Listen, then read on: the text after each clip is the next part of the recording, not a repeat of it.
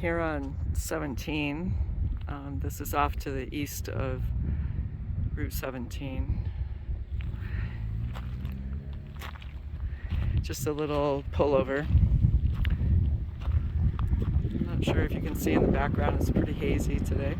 Here comes a dust devil.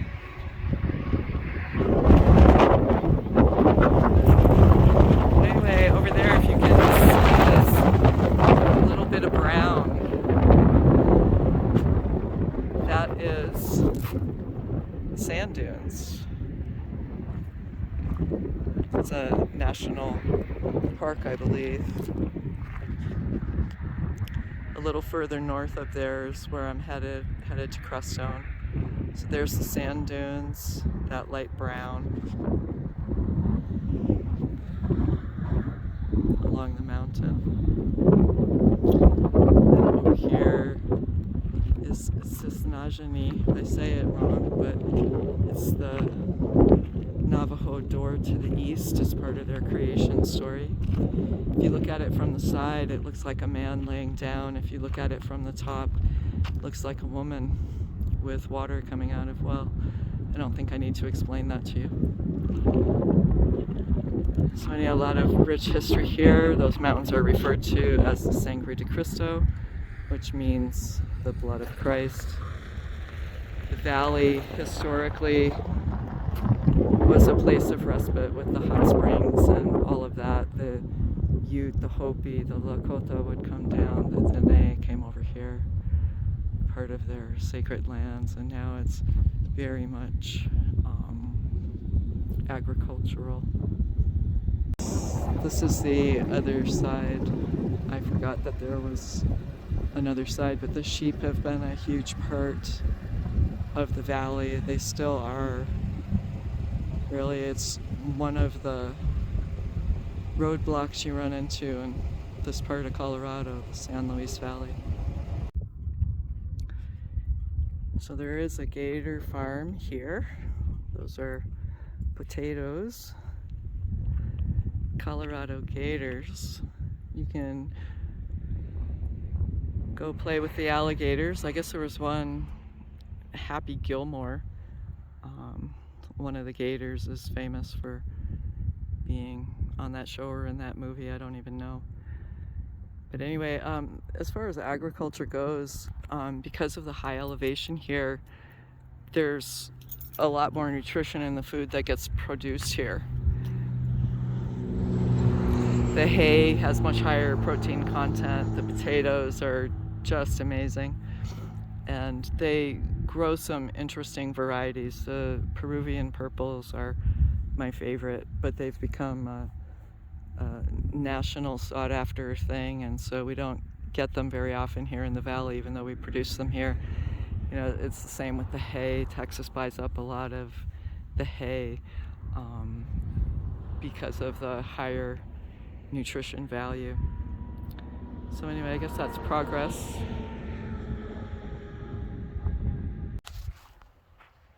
Here we have the turnoff to the Sand Dunes Recreation Center. It's in the county of Sawash, just off of 17. I'm still headed up to Crestone. Crestone's off that way. Here you can still see the sand dunes. And of course, Mount Blanca, Sisnajani is over there as well. So this hot spring's pretty cool. They have a big pool where you can soak, and they have multiple, depths. And then they have an adults only section in the back. It's those buildings over there that you can see by the trees in front of the sand dunes. They have camping over there as well. I think there's camping over at the sand dunes as well. I've never camped there, but I have been to the sand dunes. The sand dunes can be a lot of fun. You have to do some of your own research to find out about them. Another valley favorite, we have the Ufo Watchtower. Lots of camping here. This is on the west side of 17. Lots of horses and cattle around here. Here at the Elephant Cloud in Crestone, pretty mural. It's an organic health food store and restaurant. You can get juices and smoothies and all kinds of good stuff. They have a Saturday market over in that area. Hearing a lot of music.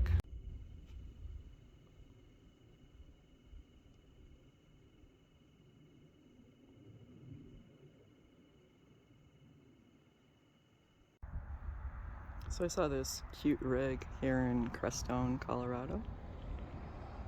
Got a little porch on the back. It's got a ladder over there. I don't see a for sale sign, but that's a heavy rig. Although it does look like it's got the roofing material, so maybe it's not as heavy as wood.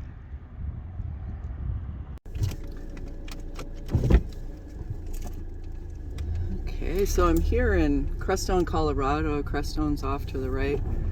We're actually going to go out into the Baca Grande. The Baca Grande is home to many spiritual traditions.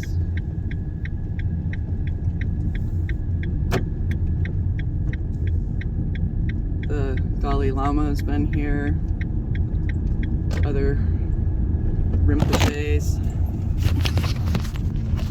Sorry about that. I guess I don't have the right equipment to be doing this.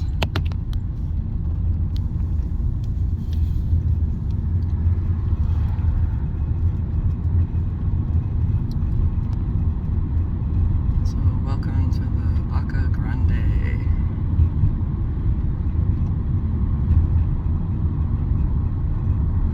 So I used to live up this way. I lived here for about 6 months and then I moved down to Alamosa.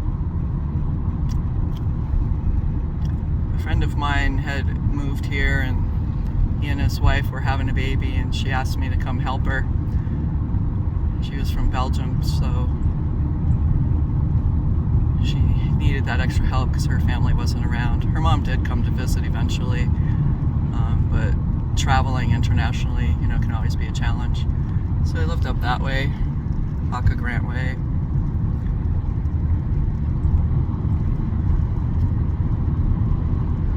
So up here on the left, there's a really pretty park. I've done a couple videos from there.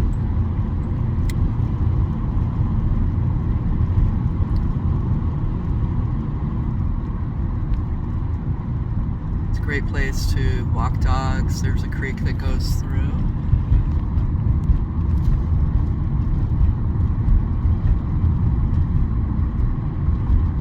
Fire department, all volunteer.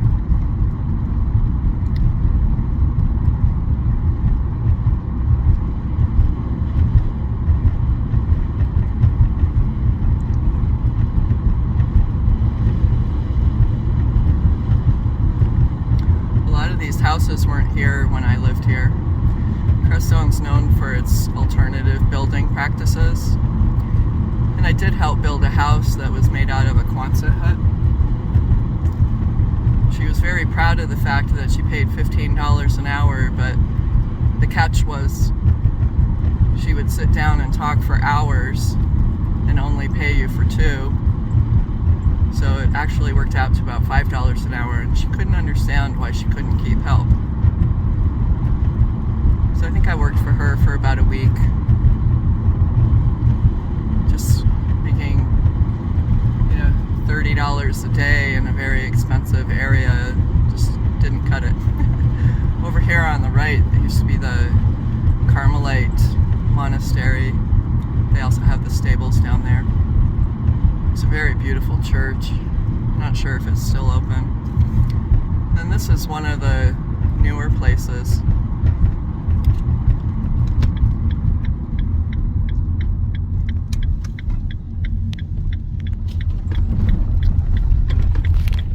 Stupa of Enlightenment.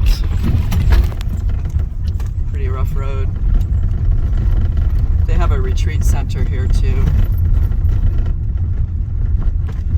I don't consider myself a Hindu or a Buddhist or anything, but I honor the traditions that are really about love and feeding people and caring for people. That's what I'm all about, is service. So there is a path up to the shrine. Every time I come here, they have something going on. They're in their quiet time. Let's just take a little walk around the stupa. When I lived in Massachusetts, they had a peace pagoda in Leverett, and we would go on the peace marches and house the monks. And the friend that I would go with, she had llamas, and so we would take the llamas, and the llamas just really loved marching with the llama.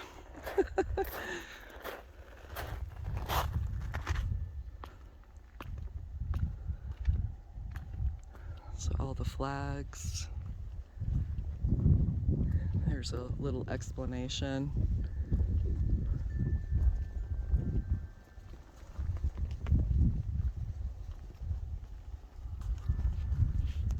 A little altar to leave offerings. And then there's the Buddha.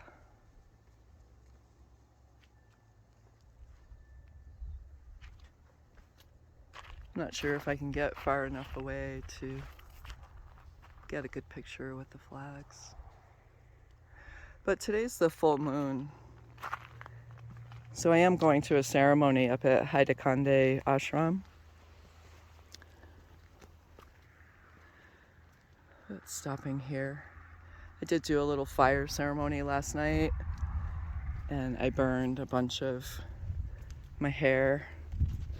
And I slept really well, and when I sleep well on the full moon, it tells me I'm in good alignment with my purpose and that things are going well. There's my trusty steed.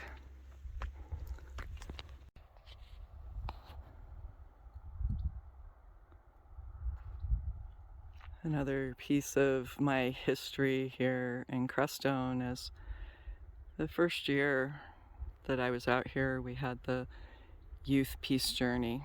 I think we did it for 3 years. It did go on for 4, but a bunch of people had moved away, so we weren't involved that 4th year. So we had kids from Native America come, and there were kids from Japan that came, and it was so cute. One of the elderly Navajo ladies found a Japanese girl who looked just like her daughter, you know, and so that makes the world really small when we see ourselves in other cultures. That's one of the things I really love about travel, is being able to meet all kinds of people and to make those connections. That year we had made a teepee, and we ran out of space at the cabin that we were living in. So we took it up to Shumei International. They had a huge floor. So we set up the sewing machine. It took like 4 people to feed that thing through the sewing machine, but we were able to finish it for the ceremony. As part of the ceremony, we also planted a peace tree. So my life, a lot has been about peace. I may not always be in peace, but I do seek it. May we all find peace.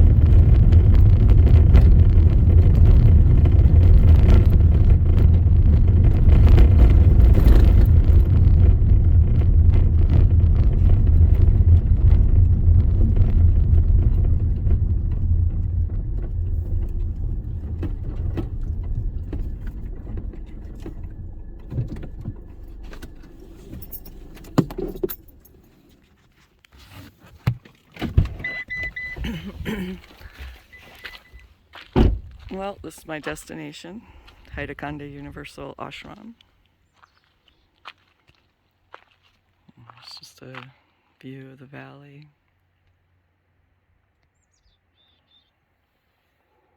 Such a beautiful, peaceful place. So I put this on before I went to the fire ceremony. It was in my Hot Logic. So a friend gave me some fresh basil, so I have that with some pasta and cheese and sauce. Bon appetit!